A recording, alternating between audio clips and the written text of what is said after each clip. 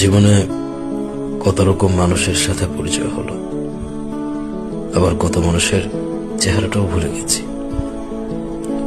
মানুষের চুপচাপ ধীরে ধীরে চোখের সামনে থেকে আড়াল হওয়া দেখে এখন আর অবাক লাগে না।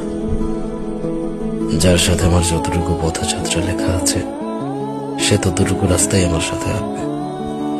মাঝপথে আলাদা রাস্তায় ঢুকে পড়লে আমি আর আশ্চর্য হই না, কারণ চিরবাস্তব হলো মানুষ তার পছন্দের জায়গায় ছুটে যাবেই।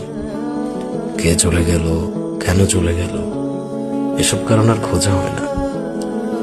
আমার সাথে তার এতটুকু পথে চলেই ছিল, আমি এটাই বিশ্বাস করি, মেনে নেই।